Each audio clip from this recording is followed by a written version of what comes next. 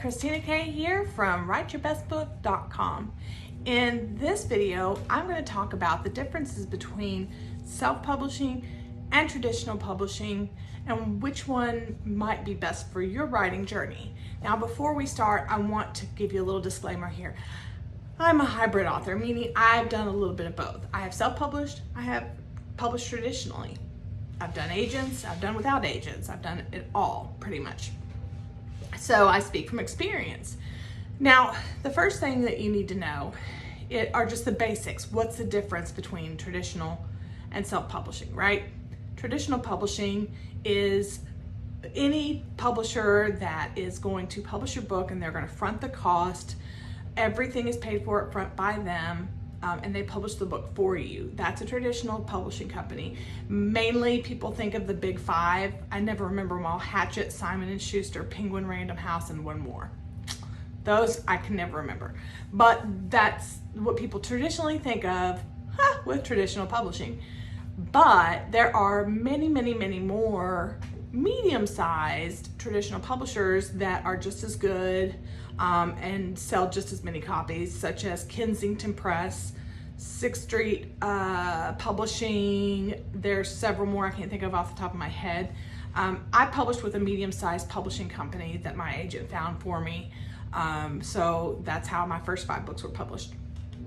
Now, self-publishing is what it sounds like. It's when the author themselves decides they will front the cost on their own of book covers, editing, etc., regardless of how they do that, which we'll talk about more later.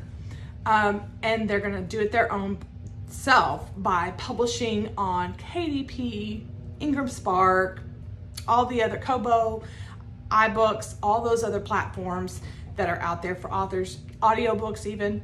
There's so many different options for you that you can do yourself. That's self-publishing. So now we know the definition between the two and the difference between the two. Let's talk first about the pros and the cons of traditional publishing. So as I mentioned before, the pros of traditional publishing is that all of your costs are fronted by the publishing company, meaning they do your cover, they do your editing, all those things are fronted for you. You don't have to invest. And side note, if any publishing company ever does ask you to front any costs, say $3,000 or a dime, that's a vanity press and you should run screaming in the other direction. They're scammers, basically, in my opinion, and they should not be allowed. But they're ripping off authors every day. So no real honest to God, traditional publishing house is ever going to ask you for 1 penny up front. Okay, another pro is wider distribution. So you would publish your book with them and they have the skill and the capability and the contacts and all the things that they need to be able to get you listed on Ingram, which will get you more easily into bookstores. Not that they're the exclusive way to do it, but more easily. And they can get you potential film rights if that works out, if you get that possibility or that offer. All those things, you'll get on maybe broader distribution as far as being on more bookshelves across the world. But we'll talk about why that's not quite as important as you think in a moment. All right, those are the basic pros people think of when it comes to traditional publishing. The cons, and there are many. You may not have to invest anything up front, but boy, do you pay for it on the back end. When you go to publish your book through a traditional publishing company, they take a good 70 to 80% of your book sales and they pocket it and they give you what's left. Then you have to take 15% of what's left over and pay that back to your agent. So most authors are making an average of $1 a book. I don't know the exact stats on that, but I know it's not much. So if you have like a $12 to $13 book, you're making $1 or less. So in the long run, you have saved yourself some money up front, but you're paying much, much, much, much more, especially if you're going to sell lots of copies. And then you have to remember that if you get an advance, which isn't always guaranteed, you're going to have to pay that back if you don't make your advance. And then beyond that, you have the pressure of having to make sure that you not only sell to your advance, but then sell beyond that so that you can actually make more than the $3,000 to $5,000 you may have gotten as an advance. Another con, it takes years. The whole process does. Think of it this way. This is after you finish your book. After you finish, you then have to seek an agent, which in and of itself is a year or more long process. Agents can take months at a time to respond to each level of the querying process, which is a whole nother conversation. Then you land an agent, which by the way, you have a 5% chance of landing an agent because 95% of all queries that agents read are rejected. So you have a 5% chance of getting an agent, but let's say you do, because it happens. I got one. If I can get one, you can get one.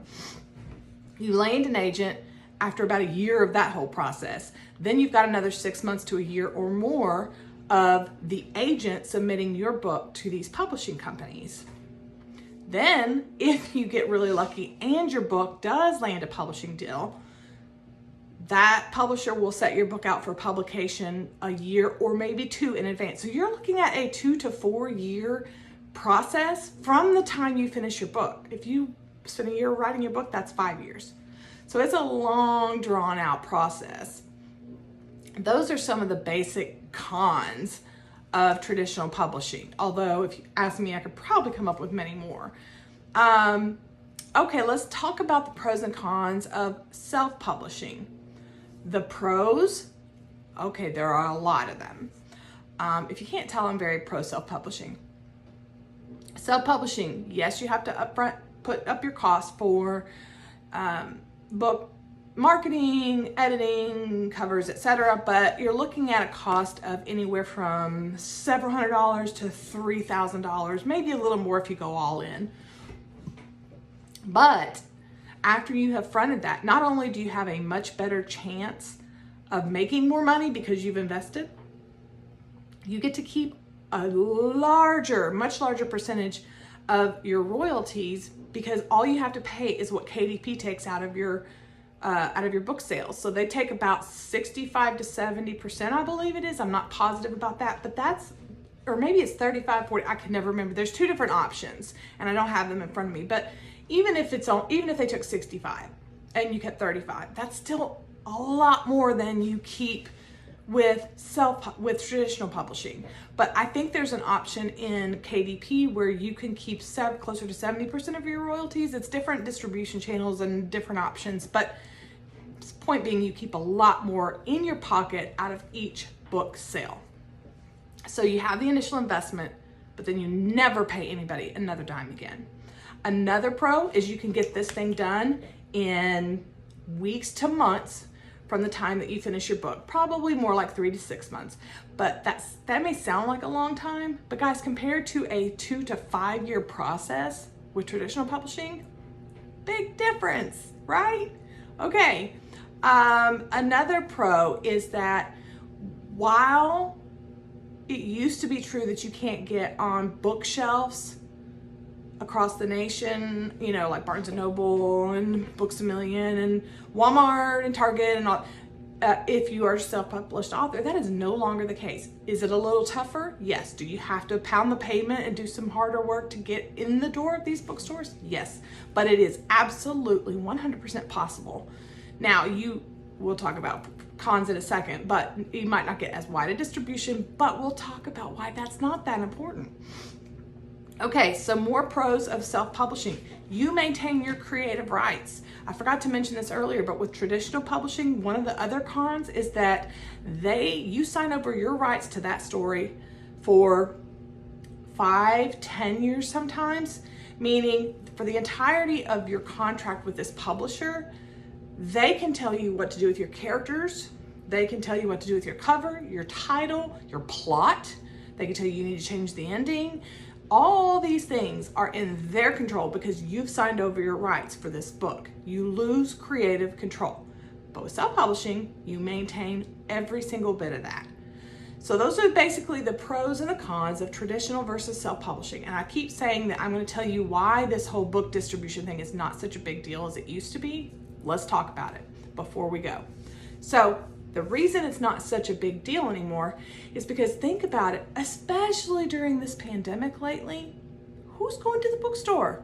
I mean, yeah, I like to go to the bookstore and peruse, but where are the majority of book sales coming from? Amazon. And that's where you're going to be doing a majority of your publishing is on Amazon. Or maybe barnesandnoble.com if you really like that site better. But basically my point is, don't focus so heavily on, I gotta get in bookshelf. That's the thing, that's my dream. I wanna see my book on the bookshelf. Yeah, but life is changing. Culture is changing. The world is changing. And there may be a day where there are no brick and mortar stores. I don't think that'll happen, but you want to be prepared for the future. So stop dwelling on that one little sticking point about, oh, I can't get wide distribution across all the Targets and all the Barnes and Nobles or whatever. So even if that were true, which it's not entirely true, stop focusing on that. Focus on the fact that you could sell many, many, many more books by doing an audiobook, for example. Audiobook sales have increased by 40% in the last year, while ebook sales have actually decreased 35% in the last year. So audiobooks are another way that you can generate income and sell more books. So that's something to consider. I'm just now converting my books to audio as we speak. So I'll keep you updated on how that process goes and if that does as well as it's supposed to for me. But that is all the time we have for today. Please be sure to hit the like button. Please be sure to hit the subscribe button. We're still building this channel, but we're going to continue to throw out all kinds of great content, podcast episodes, etc. And if you don't mind, I would love it if you would follow us on all social media at Write Your Best Book. TikTok, Instagram, Pinterest, Facebook, you name it, we're on it. Twitter, we're there. At Write Your Best Book. And finally, if you are ever seeking an editor or a book coach, don't forget to send us an email at info@writeyourbestbook.com to get your free coaching call or free sample edit and quote. That's all the time that I have for today, folks. Stay tuned and talk soon. In the meantime, go write your best book.